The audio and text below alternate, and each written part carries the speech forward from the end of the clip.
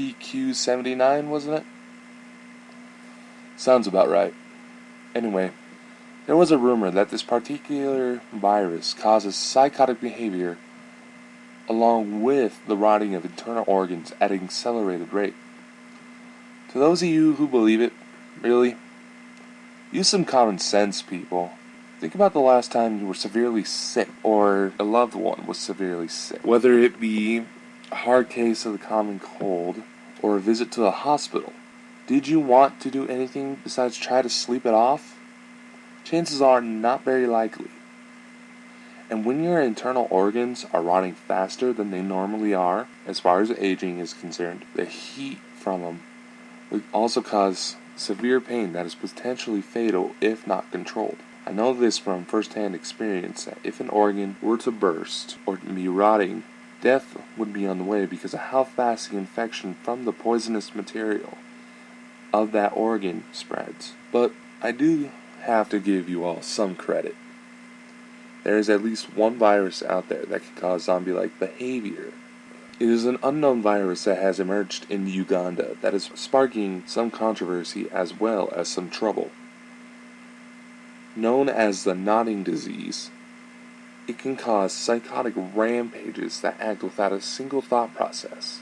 It has affected several children across northern Uganda, bringing along seizures, personality changes, and acts of violence that are disputed with several other unusual side effects.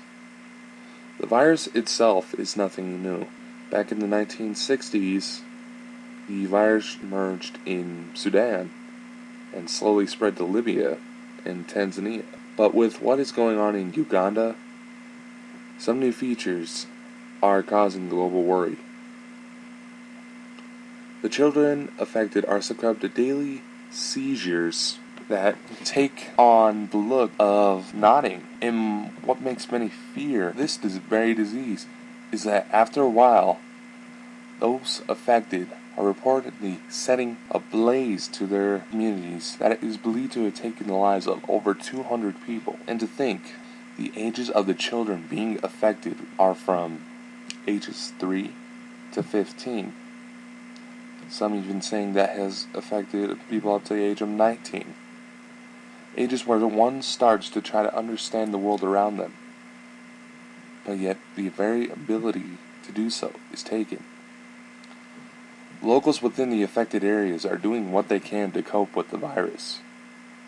A woman with 2 children affected has had to tie her kids with cloth-like handcuffs to avoid any damage being done.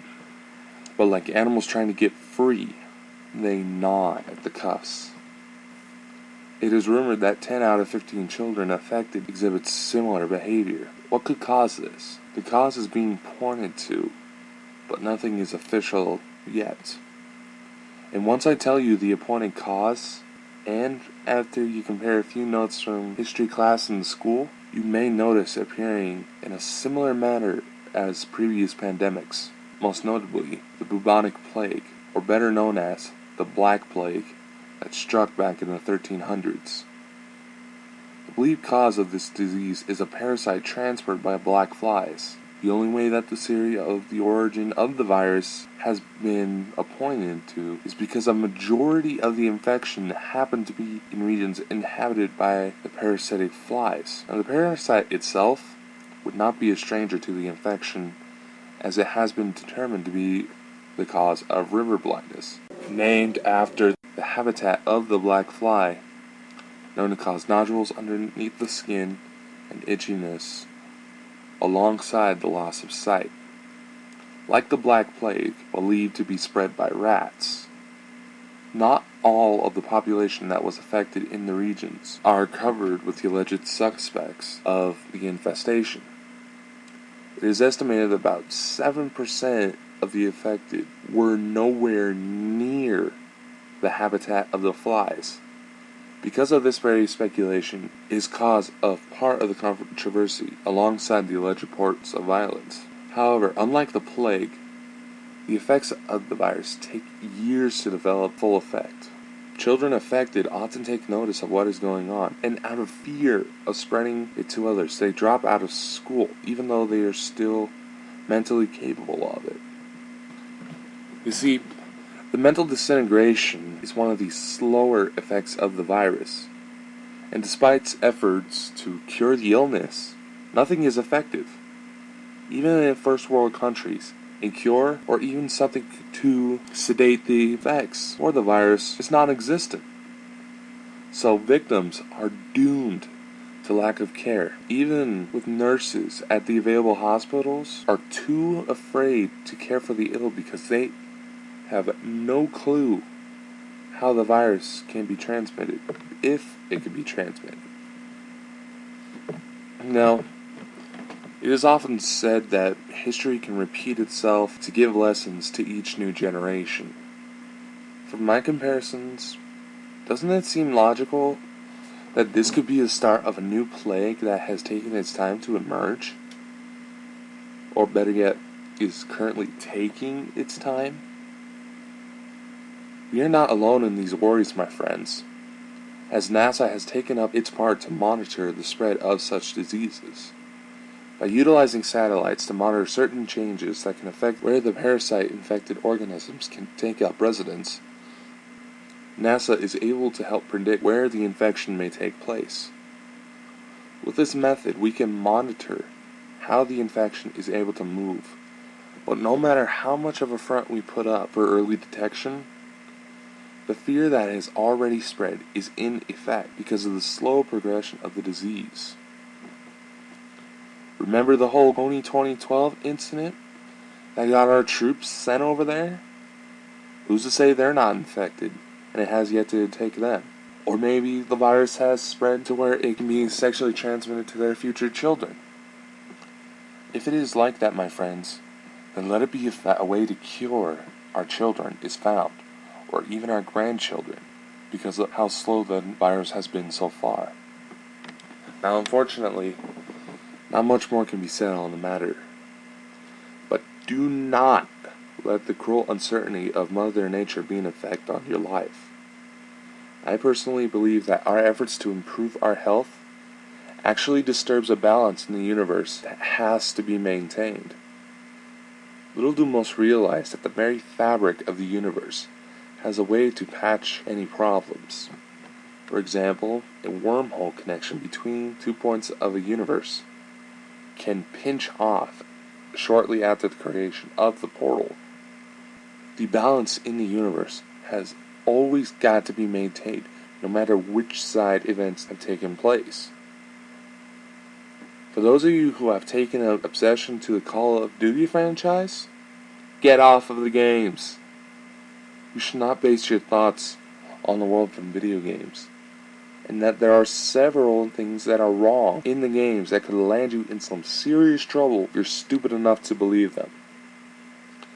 Second of all, the most severe of the zombie attacks that have been given interest by the media are induced by drugs.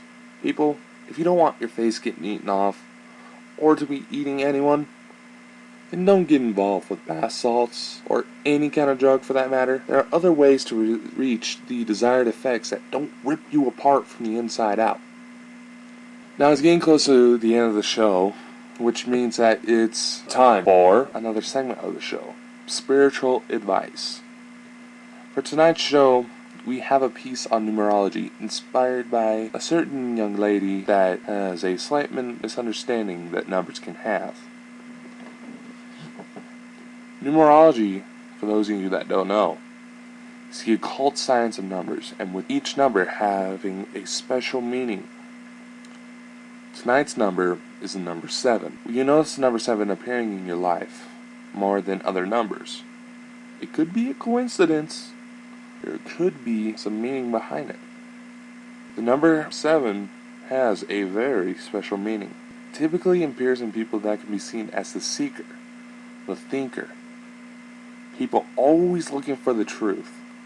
Typically, with the people that number 7 presents the most, are often the best at thinking things through.